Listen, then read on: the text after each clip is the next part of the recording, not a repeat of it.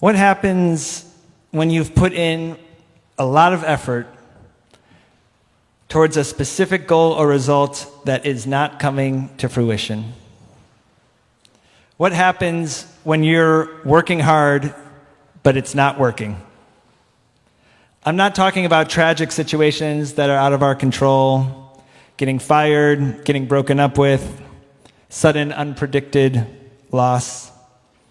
I'm talking about the aspects of our lives that seemingly are within our realm of control, where we've put in all the right inputs to create something, to build something, to cultivate something, and then it doesn't work out, or at least not the way we wanted it to. What do you do with all that wasted effort? What do you do with that immense disappointment? The cliche responses are familiar. It's not wasted effort, you learned along the way. Or just because it doesn't look like what you imagined doesn't mean it didn't work out the way it was supposed to. Or it's not about the journey, it's about the destination. Or if at first you don't succeed, try again. There's a lot of them. But none of these responses address the core problem. We so badly want to believe that if you work hard at something, you'll find what you set out to achieve. And it's not just that we want to believe it, our tradition actually tells us to believe it. About 2,000 years ago, one of our sages named Ben Hehe, and yes, that was his actual name, says in Pirkei Avot, Lefum Tzara Agra, according to the pain is the gain, long before Nike or whoever that slogan was from. In other words, the harder we strive, the more we'll get in return. But life doesn't always work out like that, does it? Sometimes you can work really hard with nothing to show for it. Or on the other end of the spectrum, sometimes things just get handed to you, despite minimal to no effort. Rabbi Yitzchak, writing in the Talmud, acknowledges these possible scenarios but dismisses them quickly, saying, if a person says to you, I have labored and I have not found, do not believe them. Or if a person says, I have not labored but I have found, also don't believe them. Only if a person says, I have labored and I have found, should you believe them. For Rabbi Yitzchak, there's a direct correlation between hard work and successful outcome. Any scenario where one does not lead to the other, to him is literally unbelievable. Writing about 1,600 years later, after Rabbi Yitzchak, another rabbi known as the Ishbitzer Rebbe can't believe that Rabbi Yitzchak finds that unbelievable.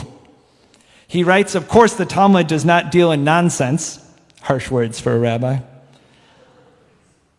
If one says, I tried and did not succeed, and we can see that they tried and did not succeed, then why would we not believe them? The Ishbitzer Rebbe is validating the world that we are painfully familiar with, a world in which hard work doesn't always lead to the desired outcome. The world does not live in a direct cause and effect way, the way that perhaps Rabbi Yitzchak wants us to believe. The Talmud itself is interestingly troubled by Rabbi Yitzchak's opinion and clarifies that he's only right with regards to matters of Torah. In the realm of the spiritual, yes, the effort is equal to the gain. In this week's double Torah portion, Achremot and Kedoshim, we find the famous line, you shall be holy. This commandment is in the future tense, and many rabbis throughout the centuries have suggested a similar idea that it's about the striving to be holy that is ultimately what matters. That's why it's in the future tense, you shall be holy. But here, in our physical lives, in the physical realm, we want to see the physical fruits of our physical labor. Claiming that it's about the journey, not the destination, is not satisfying. It's nice that you bought the flour and the water and the eggs and turned the oven on, but where's my birthday cake? So the Ishbitzer Rebbe offers a different way of understanding Rabbi Yitzchak's advice not to believe one who says, I labored but did not find.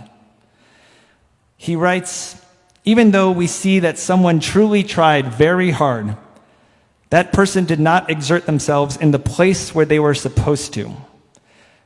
And then he gives a metaphor. This is like someone who wants to enter a house but knocks on a wall far away from the door. Even if they knock all day, it will not help them. If they go to the door and knock, however, then it will be opened for them. According to the Ishbitzer Rebbe, when someone works hard and isn't successful, we should believe that they worked really hard. What we shouldn't believe is the myth that working hard always leads to a payoff. Because sometimes you're just knocking on a wall. Maybe you think it's a door. Maybe you wish it was a door. Maybe you're trying to force it to become a door. But it's not a door. It's a wall. And trying harder, knocking harder, will not change that reality. In the face of our unactualized effort, it is easy to give up hope, to stop striving. What's the point if it leads nowhere? The Ishbitzer Rebbe would agree. There is no point in knocking on the same section of that wall.